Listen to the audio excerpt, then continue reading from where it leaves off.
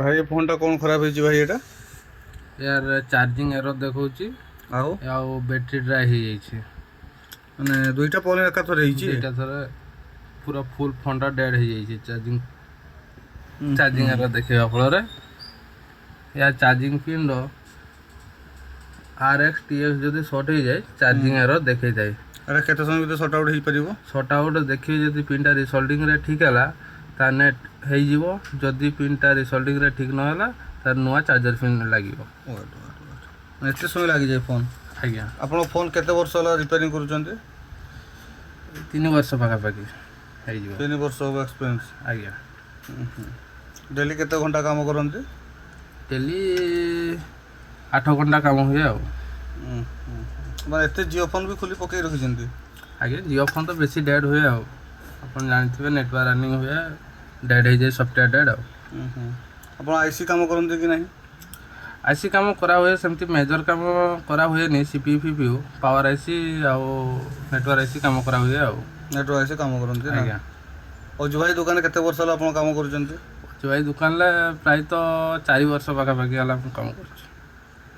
ଆଗରୁ କାମ ଶିଖିଥିଲେ? ମୁଁ ଟ୍ରେନିଂରେ ଥିଲି ନା, ଟ୍ରେନିଂରେ ସେଇଠି କାମ କରିଥିଲି ଆଉ। ସେଇଠି କାମ କଲା ପରେ ଏଠି ଆସି କରୁଛି। ମାଇକ୍ରୋସ୍କୋପ୍ ବି ଆପଣ ରଖିଛନ୍ତି ନା? ଆଜ୍ଞା, ଆଇସି କାମ ପାଇଁ ସଫ୍ଟୱେୟାର କାମ? ଆଉ ସଫ୍ଟୱେୟାର କାମ ହୁଏ, ଲକ୍ ଅନଲକ୍, ଫ୍ଲାସିଂ। ସଫ୍ଟୱେୟାର କାମ ତାହେଲେ କରୁଛନ୍ତି ଆପଣ ନା? ଆଜ୍ଞା। ସବୁ ରକମ କାମ ତାହେଲେ ଏଠି ହେଉଛି? ଆଜ୍ଞା। ସର୍ଭିସିଂ ଫାର୍ଭିସିଂ ସବୁ ହେଉଛି? ମୋବାଇଲ ସର୍ଭିସିଂ ଆପଣ କରୁଛନ୍ତି ନା? ଆଜ୍ଞା। ଏଟା ହେଇଯାଇଛି ମୋବାଇଲଟା ରେଡ଼ି? ରେଡ଼ି ହେଇଯାଇଛି। ୟାର RX-TX ସର୍ଟ ଥିଲା, ଯାହାଫଳରେ ଚାର୍ଜିଂ ଏରର ଦେଖାଉଥିଲା। ତାପରେ ବି ରିସଲ୍ଟିଂ ପରେ ବି ଗଲା ନାହିଁ।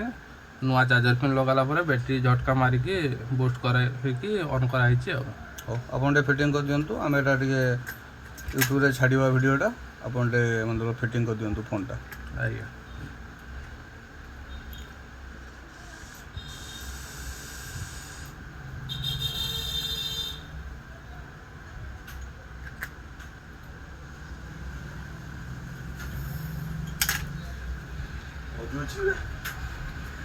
ଏଟା କେତେ ସମୟ ଲାଗିବ ଫିଟିଂ କରିବା ପାଇଁ? ହେଲେ ବି 5 ମିନିଟ୍ ଭିତରେ ହେଇଯିବ? ଆଜ୍ଞା।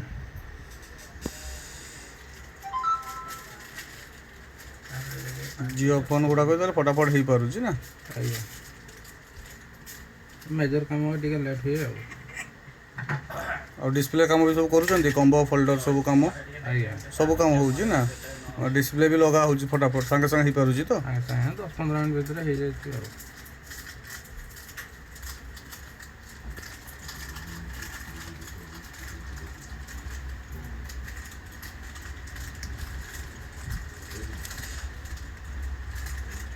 ଏଟା ଓପୋର ମଡ଼େଲ ଫୋନ୍ଟା ନା? Oppo A57। 57 ମଡ଼େଲ ନା?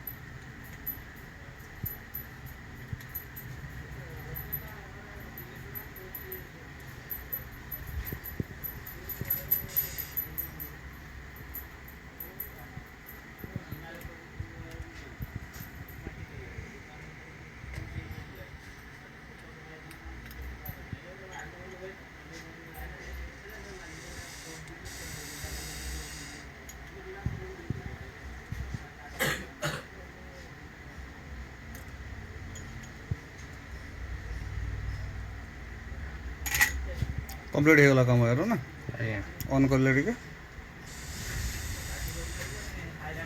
ପୁରା କାମ କମ୍ପ୍ଲିଟ୍ ପୁରା ଆସିଗଲା ତାର ନା? କ'ଣ ବ୍ୟାଟେରୀ ଚାର୍ଜ ନାହିଁ ନା କ'ଣ? ଚାର୍ଜ ଟିକେ କମ୍ ଥିଲା ଆଉ। ବାସ୍।